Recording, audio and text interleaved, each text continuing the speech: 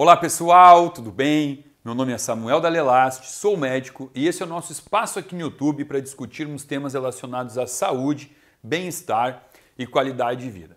Bom, nós administradores aqui do meu canal, muito mais o pessoal que trabalha comigo, a equipe de produção, temos acesso a informações para ver quem é o nosso público que mais consome vídeo aqui no YouTube.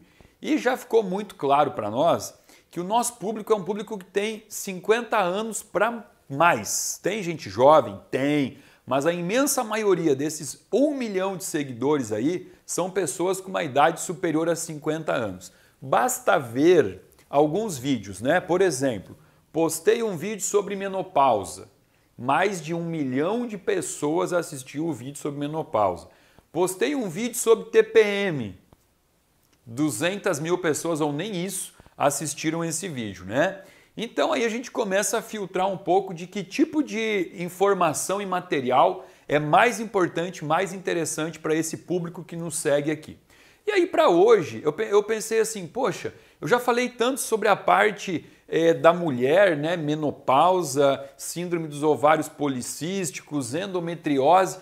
Vamos falar um pouquinho de saúde para homens, né? E aqui, obviamente, para homem mesmo, né? Porque próstata é uma glândula que mulher não tem. Então aqui é algo especificamente para a saúde masculina. Mas se você que está assistindo esse vídeo for do sexo feminino, eu tenho certeza que você tem um marido, você tem pai. Então é importante entender tudo sobre essa pequena glândula que a gente vai começar aqui localizando ela anatomicamente. Então assim, ó, basicamente o aparelho urinário, ele tem uma bexiga e dessa bexiga sai uma uretra, que obviamente nas mulheres a uretra ela é mais curta, porque ela vai chegar até a vagina e a partir dali o xixi sai, né? No homem, a gente tem essa uretra mais longa, porque ela vai por dentro do pênis. Então vamos desenhar aqui como se o pênis estivesse aqui fora, né? Aqui o pênis e a uretra termina aqui, é onde sai o xixi. Acontece que essa uretra no homem, da saída da bexiga até a chegada ao pênis, ela vai passar por uma glândula. Vamos fazer isso aqui melhor aqui, ó. Vamos desenhar melhor.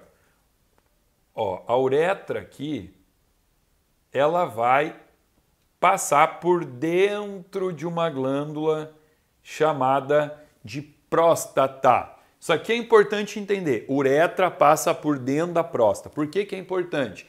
Depois a gente vai falar dos sinais e dos sintomas de quando existe uma alteração da próstata. Vai ficar fácil de entender isso.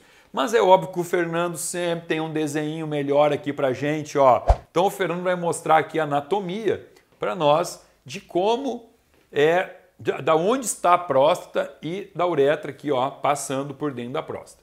Bom, existem basicamente 3 afecções que podem acometer a próstata. Sim, falando de um modo mais estatístico, tá?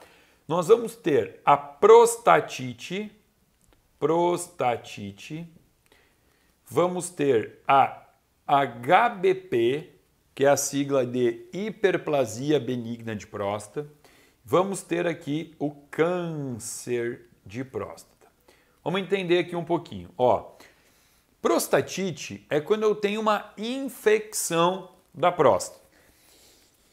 E o interessante é que tudo isso aqui, tanto câncer, quanto HBP, quanto prostatite, podem trazer sintomatologias muito parecidas, né? O que faz com que só perguntando sintoma para o paciente, analisando assim de uma maneira mais macro, nós não consigamos definir o que está acontecendo. Então tem que fazer alguns exames, né? Por exemplo, aqui na prostatite eu posso ter sintoma de dor, o paciente pode ter uma dor, e essa dor ela está muito associado a uma dor de resíduo miccional, de xixi, né? Xixi, urina, que vai ficar aqui, ó. Por quê?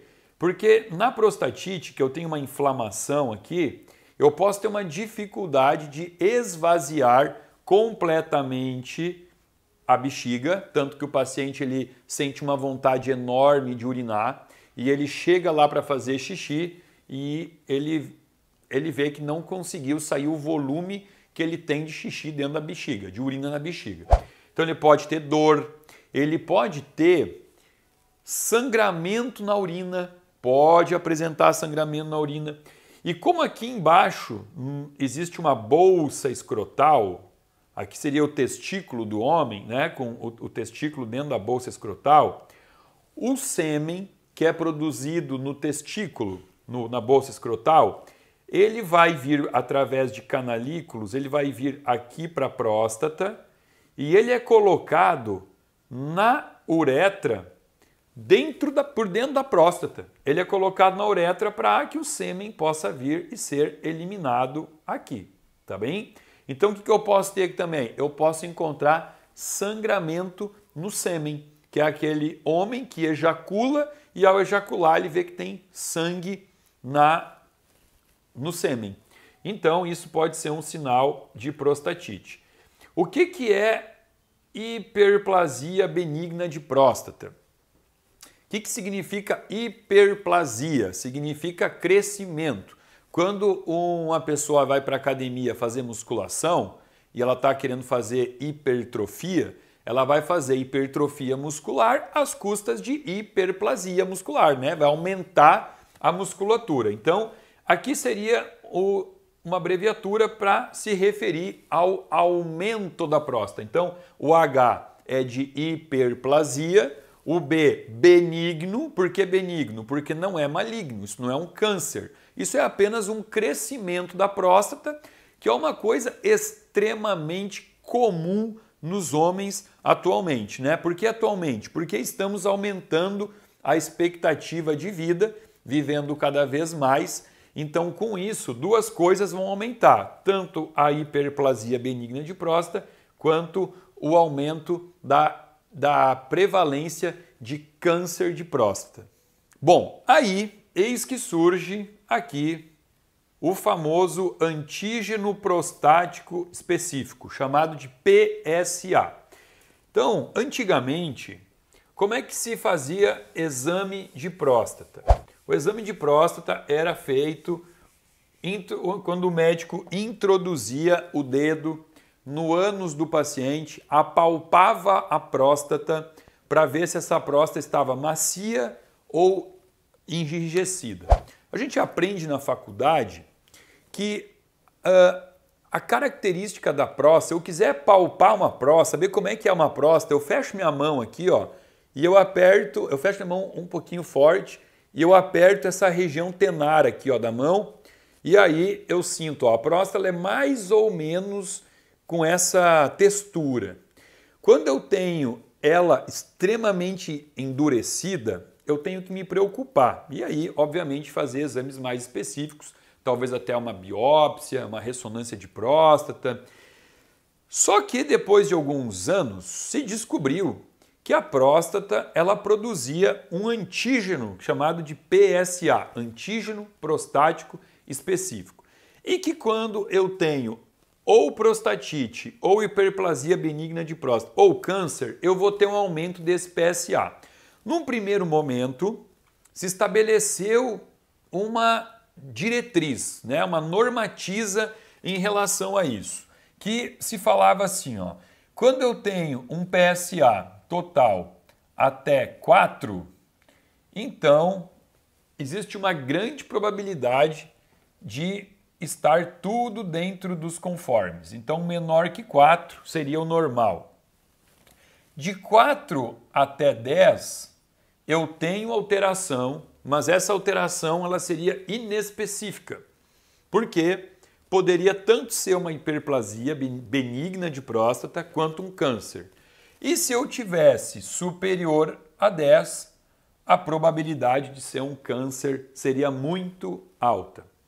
É óbvio que na prostatite eu tenho um aumento muito exacerbado do PSA, né? Só que aqui a gente tem que entender assim, ó, vamos supor que o paciente ele desenvolva um câncer de próstata. O câncer de próstata é um dos cânceres de mais lenta progressão que a gente conhece. Até diagnosticar um câncer de próstata, a gente fala de 2 a 3 décadas para poder diagnosticar um câncer de próstata. Ou seja, se eu tenho um paciente que fez um exame de PSA o ano passado e o PSA dele estava em 1,6. E aí ele chega até mim esse ano com sintoma, com dificuldade para urinar, ele acorda durante a noite 3 vezes para fazer xixi. Aí eu vou lá e peço um PSA para ele, o PSA dele deu 5,7. E aí, o que eu tenho que pensar num PSA com crescimento tão rápido? Em um ano foi de 1,6 para 5,7. Bom, o que seria a coisa menos provável acontecer aqui? Seria um câncer. Porque em um ano não tem câncer que evolui tanto. Até algum câncer muito, muito maligno, mas não é comum isso no câncer de próstata, entenderam? Então eu pensaria numa prostatite. Aí eu peço alguns outros exames, peço um hemograma e aí eu começo aí a ter mais informações para poder tratar esse paciente. Qual a parte ruim de tratar uma prostatite? A parte ruim é que glândula maciça, porque próstata não é uma glândula oca, é maciça, pequena, maciça e com uma circulação muito prejudicada, vasos muito fininhos, muito pequenos. Então, para eu dar antibiótico para esse paciente e reverter esse quadro de prostatite, como a biodistribuição, a absorção que a próstata vai ter do antibiótico é muito pouca pela vascularização dela, eu tenho que dar 4 semanas de antibiótico para esse paciente. Ou seja, eu vou tratar a prostatite e vou gerar uma bela de uma disbiose intestinal.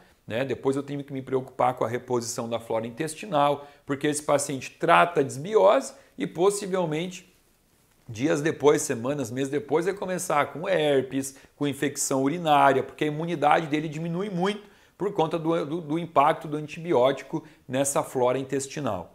Um fato importante é que eu estou aqui falando para vocês de como foram os primeiros critérios utilizados quando se descobriu o PSA, essa classificação aqui. Só que hoje a gente sabe que isso aqui não é absoluto. A gente sabe que eu posso ter um câncer de próstata com um PSA bem inferior a 10.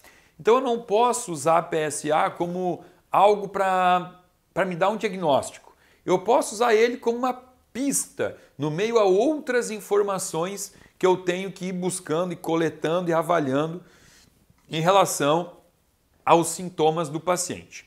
Bom, quando eu falo em HBP, vamos falar aqui um pouquinho sobre estatísticas. Gosto muito de estatística. Vocês vão ver o quão comum é o HBP nos homens.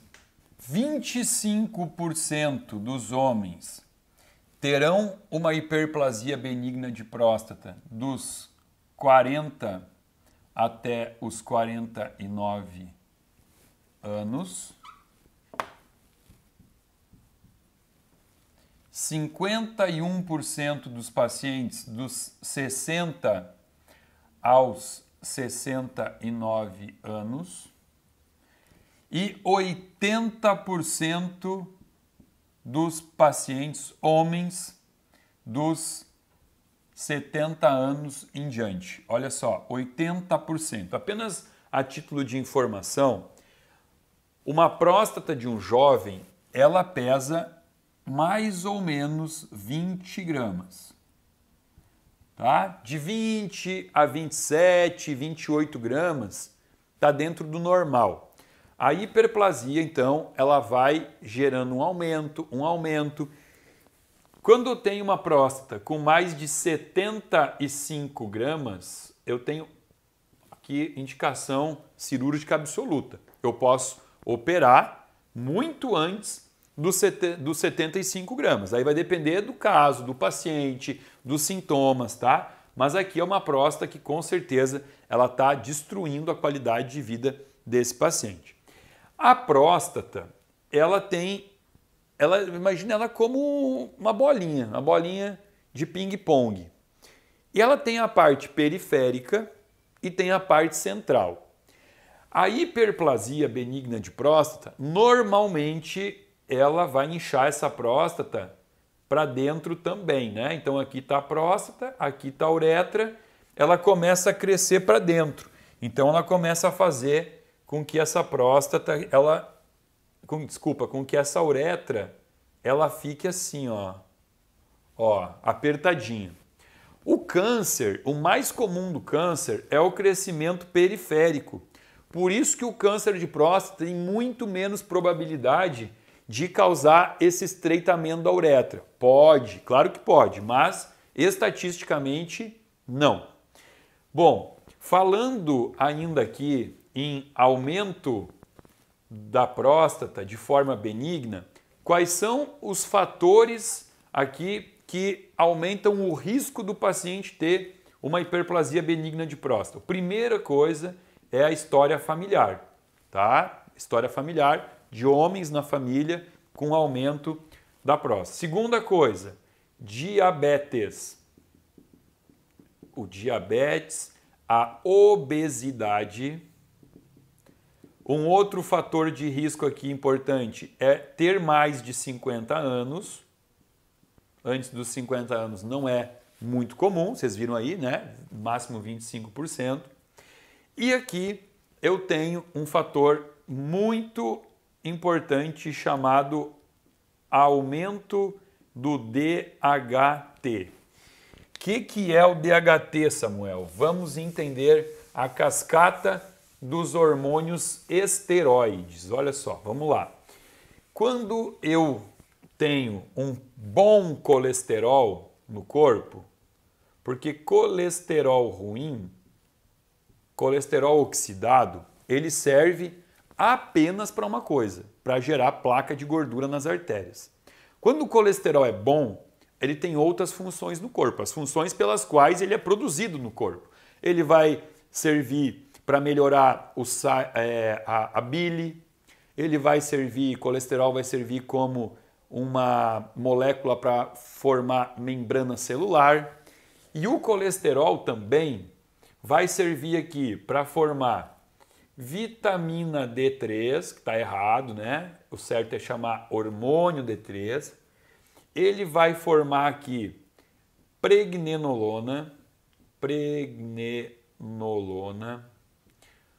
que vai se transformar em sulfato de deidroepiandrosterona. Sulfato de deidroepiandrosterona, que por sua vez vai se transformar em androstenediona, que vai se transformar em testosterona. Bom, aí aqui eu tenho o hormônio predominantemente masculino, que pode ser transformado em estradiol, que é um tipo de estrogênio, é o estrogênio tipo 2, é o E2. Estradiol é um hormônio predominantemente feminino.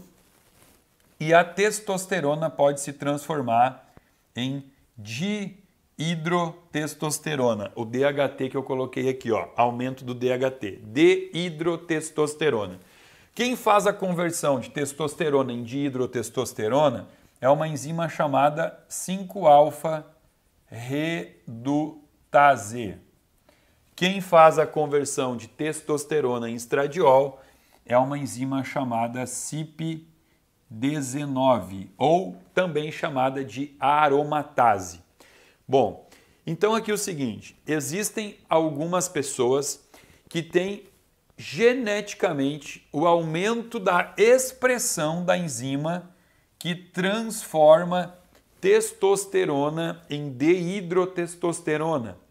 E o aumento da deidrotestosterona pode ser um fator de risco para aumentar a próstata de forma benigna, a hiperplasia benigna de próstata. Só que a gente sabe também que não é só fator genético que aumenta a expressão da 5-alfa-redutase. Processos inflamatórios crônicos de baixo grau ou subclínicos, né? Aquela pessoa que está obesa, que tem excesso de gordura visceral, que tem uma alimentação pró-inflamatória, também pode ter aumento da atividade da enzima 5-alfa-redutase e aumenta então os níveis de DHT. O que é um dos tratamentos que se usa quando o paciente, tratamentos medicamentosos, né, remédio, que se usa quando o paciente está com a próstata aumentada? Se usa um inibidor da 5-alfa-redutase. Aqui o mais comum usado chama-se dutasterida. Importante aqui de saber que o DHT também é um hormônio que, quando ele está aumentado às custas de uma fração chamada 3-alfa-diol, porque tem várias frações, tem a 5-alfa-diol, 3-alfa-diol, a 3-alfa-diol ela faz cair muito cabelo também. Então, quando a gente vê aquela família que o vô, o pai, o filho, eles tiveram calvície muito precoce, tem que ficar atento, tem que cuidar o DHT. O DHT, ele traz no valor de referência lá do laboratório, ou eles vão usar de 9 a 99 ou de 90 a 990, né? Geralmente é de 90 a 990. Tem que manter ele menor que isso, tem que manter num 700, 750, porque para algumas pessoas o DHT é maior do que isso, pode sim aumentar a próstata de forma benigna, não é câncer. Agora, o aumento do estrogênio, ele pode ser fator de risco não para a hiperplasia benigna de próstata, mas sim para o câncer de próstata. Por muito tempo, o câncer de próstata ele foi associado à testosterona alta. Se olhava lá a testosterona alta, os pacientes tinham mais probabilidade de ter câncer de próstata. E hoje a gente sabe que isso é uma falácia, é uma mentira. Porque o problema não é a testosterona alta, é que quando a testosterona está alta, existe uma probabilidade maior de conversão em estrogênio e em dehidrotestosterona. Então, quando eu tenho estrogênio aumentado, eu tenho maior risco de câncer. Por quê? Olha só, aqui eu tenho que entender o seguinte, olha que esse hormônio facilmente é convertido nesse.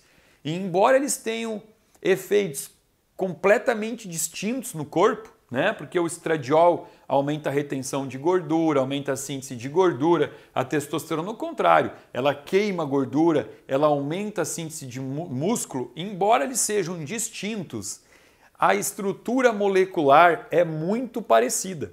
Né? O que vai mudar aqui é uma quebra do anel aromático, por isso que a enzima CYP19 também é chamada de aromatase, e vai transformar um hormônio no outro, mas com estruturas muito parecidas. E por terem estruturas parecidas, aqui na próstata existem receptores para estrogênio e receptores para testosterona, só que são o mesmo. O mesmo receptor que é usado para testosterona, ele também disputa o mesmo ligante com o estradiol. Então, olha que coisa, que informação atual e importante a gente entender. Hoje a gente sabe que níveis baixos de testosterona aumentam a probabilidade de câncer de próstata. Por que que a testosterona seria aqui, então, um fator protetivo contra o câncer de próstata? Porque se eu tenho pouca testosterona, eu deixo os receptores que aqui estão na próstata, todos eles livres para que o estradiol venha aqui e se ligue. E se eu tenho um nível de testosterona ótimo, não é alto, nada em excesso, nem pouco, nem muito, né? Porque se eu tenho muita testosterona, eu vou transformar em estradiol. Então eu tenho que ter meu nível de testosterona dentro do que é o ideal, né? Vamos falar assim, testosterona total, vamos falar aqui, ó, 750 de testosterona total. É um número bem legal. Se eu tenho 750 de testosterona total, eu estou usando minha testosterona aqui e estou ligando nos receptores e estou competindo com o estradiol, deixando ele de lado. Importantíssimo também eu entender que eu tenho muito mais ação e quantidade da enzima CYP19 em pacientes obesos. A obesidade é um fator que por si só aumenta a conversão de testosterona em estrogênio. Por isso que homens obesos têm muito mais mama, tem aquela mama. Por quê? Porque o estrogênio alimentou essa mama. E mesmo depois de emagrecer, se teve uma história de obesidade na adolescência, pode ficar por muitos anos essa facilidade de transformar a testosterona em estradiol. Então, sim, a obesidade também é um fator de risco para o câncer por aumentar o estradiol. E também existem medicamentos que servem para diminuir a ação dessa enzima. Assim como a dutasterida diminui a ação da 5-alfa-redutase, aqui eu tenho, por exemplo, o anastrozol como um recurso para diminuir, para bloquear a conversão de testosterona em pacientes que convertem muito em estradiol. Tem outras classes, né? O aromazin também. Existem diversos medicamentos aqui para isso. Eu estou colocando os principais representantes aqui, dutasterida e anastrozol, que servem para diminuir a quantidade de estrogênio. Por muitos anos, se acreditou que realmente o aumento da testosterona, vamos dizer aumento, né? Pessoas que tinham testosterona um pouco mais alta, elas tinham mais risco de câncer de próstata. E hoje nós estamos com alguns estudos nos Estados Unidos, já em andamento, praticamente em fase de desfecho, mostrando que a coisa não é tão simples assim. Inclusive estudos que onde estão utilizando reposição de testosterona em pacientes com câncer de próstata, durante o tratamento do câncer de próstata, pacientes que têm testosterona muito baixa, está sendo feita uma reposição, porque se percebe que esse paciente tem muito mais, a melhora dele é muito mais intensa, mas é lógico, tudo isso controlando, usando exames, porque essa reposição ela não pode ser convertida em estradiol, né? Tem que ficar sempre controlando isso como um copo que vai enchendo, né? Aqui está o copo, se a testosterona transbordar aqui, ela vai começar a transbordar em DHT e em estradiol. Então, apenas a título de informação, isso nos últimos anos vem mudando muito. O médico que mais estudou isso e que mais traz artigos sobre isso é o Dr. Abraham Morgenstern, que é um urologista, talvez um dos mais famosos no mundo, publicou inclusive um livro publicado pela editora de Harvard, onde ele mostra, o título do livro chama Testosterone for Life, onde ele mostra ali como o hormônio testosterona é importante na prevenção do câncer de próstata. E essa proteção aqui, que a gente está falando sobre a testosterona, é porque a cada 10 pacientes com câncer de próstata, 9 desses cânceres são dependentes de estradiol. Ou seja, 90% dos cânceres de próstata são dependentes de estradiol. Se eu tiver nível de testosterona muito baixo, eu fico à mercê desse câncer ser muito mais invasivo, muito mais... crescimento muito agressivo, essa é a palavra, agressivo. E aí o que eu tenho aqui? Olha só, o paciente com obesidade, automaticamente, ele vai ter nível baixo de testosterona. Por quê? Porque ele tem resistência insulínica e a insulina alta já é ativador da CYP19, fazendo com que a testosterona dele jogue para estrogênio. Então, a obesidade ela vai entrar como um aumento de risco para câncer em todos os âmbitos, né? Por quê? Porque a obesidade aumenta a circunferência abdominal, às custas de gordura visceral. Essa gordura visceral produz 35 hormônios, citocinas pró-inflamatórias, produz interleucina 6. A interleucina 6 é uma das interleucinas mais mitogênicas, cancerígenas que existe, produz também fator de necrose tumoral, produz fator de transcrição NF-kappa-beta, um monte de porcaria de hormônio inflamatório que aumenta o risco de neoplasia, mas ao mesmo tempo a obesidade está aqui gerando uma conversão de testosterona em estrogênio. Com menos testosterona eu permito que o estrogênio use mais receptores, aumentando o risco do câncer. Então, não adianta. Quando a gente fala tanto em hiperplasia quanto em câncer, eu tenho que falar em estilo de vida.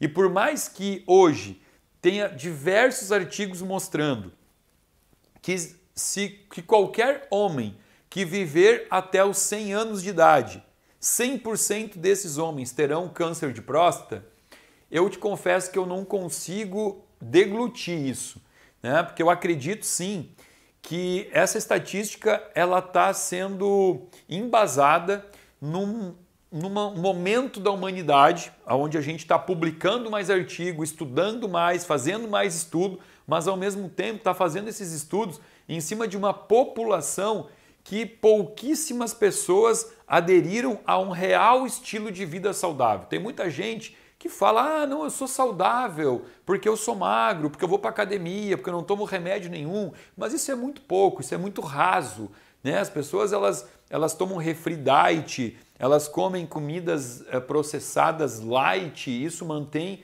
o baixo peso e acham que são saudáveis, né? Eu acredito sim que tanto para a próstata aumentar quanto para desenvolver um câncer, existe a necessidade de você dar uma inflamação. O corpo precisa estar inflamado de algum jeito para que essas alterações do tamanho, do peso da próstata aconteçam. Aqui, quase esquecendo, quase deixei passar, a gente sabe que existem fortes indícios que mostram que o aumento do câncer de próstata também está associado a um aumento do consumo de ácidos graxos de cadeia longa saturados. Aqui entraria a carne vermelha.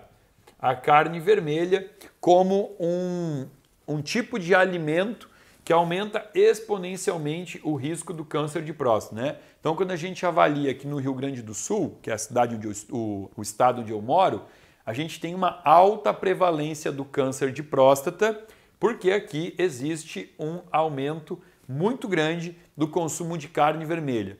E outra coisa que já está bem provado que aumenta o câncer de próstata é o aumento do consumo de álcool. Então, aqui você começa a entender por que o Rio Grande do Sul tem tanto caso de homens jovens com câncer de próstata, né? Porque é muito churrasco regado a chopp, regado a cerveja. E o álcool, ele também aumenta a conversão da testosterona em estrogênio.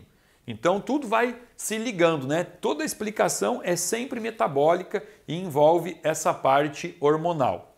Bom, uma das coisas mais difíceis hoje para a ciência, com todo o conhecimento que a gente tem em relação ao câncer, e agora vamos falar especificamente sobre o câncer de próstata, é que a gente sabe que o câncer de próstata ele não é um câncer que apresenta uma ameaça muito grande ao homem, dependendo da idade que ele for diagnosticado. Por exemplo, um homem de 75 anos diagnosticado com câncer de próstata, hoje existe uma grande probabilidade que o médico urologista que está acompanhando ele não vai indicar qualquer tratamento, nem cirúrgico, nem quimioterapia, nem radioterapia, vai apenas observar. Por quê? Porque, como eu disse no início do vídeo, é um câncer de crescimento lento, né? A gente fala que com 20 a 30 anos, ou seja, se você hoje descobrir, não quero que você descubra nada, uma pessoa que hoje descobre que tem um câncer de próstata, ela não está com esse câncer desde o ano passado, de forma alguma.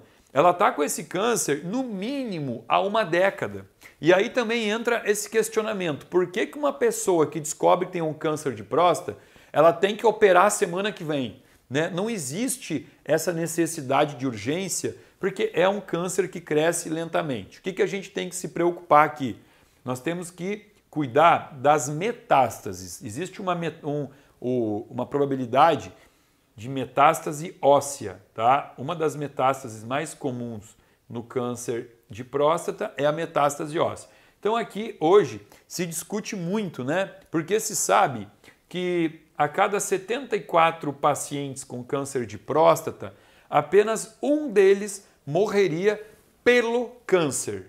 A imensa maioria, 73, morreria com o câncer, mas não do câncer, não pelo câncer. Então, cada vez mais existe uma tendência, por conta dos médicos urologistas, a fazer o que é chamado de um acompanhamento observacional. Ficar observando o paciente, fazendo exames anuais, para ver se existe um crescimento desse câncer. Muitas vezes se acompanha por 1, 2, 3, 4, 5, 6 anos fazendo exame e não se enxerga nenhuma mudança, nada muda, o câncer está lá estacionado, crescendo muito pouco. Então hoje já se discute muito, né, o quão é necessário submeter esse paciente a uma cirurgia que tem alguns possíveis efeitos adversos, não é efeito adverso, algumas possíveis consequências, né, que vão acontecer, como por exemplo a incontinência urinária, pode ficar com dificuldade de manter o xixi, né, de segurar o xixi, pode ficar com dificuldade de ereção, gerando uma impotência sexual. Obviamente isso tudo está diretamente ligado ao tipo de técnica cirúrgica, porque existe hoje a cirurgia robótica, que é uma cirurgia muito mais cara, mas que tem já vários estudos mostrando que diminui muito a probabilidade de ficar com algumas dessas sequelas, né? Tanto de incontinência urinária quanto de dificuldade de ereção. Bom, o que a gente tem que saber sobre a patologia é isso. Samuel, isso não é um canal de prevenção? E por isso que eu vou deixar para um segundo vídeo aqui para abordarmos tudo que a gente pode fazer, tanto para prevenir hiperplasia benigna de próstata, quanto o câncer também, e também o que eu posso fazer para amenizar, para tratar um paciente com formas não medicamentosas, um paciente que está apresentando um aumento dessa próstata. Existem diversos nutrientes, suplementos, diversos recursos que eu posso utilizar naturais e que eu uso no meu consultório e que realmente fazem uma diferença tremenda na saúde da próstata do meu paciente. Eu espero que você tenha gostado, também vou ficar aguardando você para o vídeo número 2, onde nós vamos abordar prevenção e tratamento de patologias da próstata. Compartilhe esse vídeo com todo amigo seu que você conhece, principalmente com aqueles que têm um aumento da circunferência abdominal, aquele que come muita carne vermelha, toma muita cerveja. Bota esse vídeo no grupo da família, que com certeza isso vai ser de utilidade pública e para muita gente começar a buscar um cuidado preventivo para evitar uma próstata doente. Gostou do vídeo? Dá um like, se inscreve no meu canal, aciona o sininho para receber o aviso toda segunda e sexta-feira de um vídeo novo aqui para você. Se você ainda não está inscrito na lista VIP, abaixo desse vídeo aqui, tem um link onde você pode acessar e se inscrever para fazer parte de um grupo de pessoas que recebe toda semana conteúdo gratuito e exclusivo aqui do meu canal. Meu muito obrigado.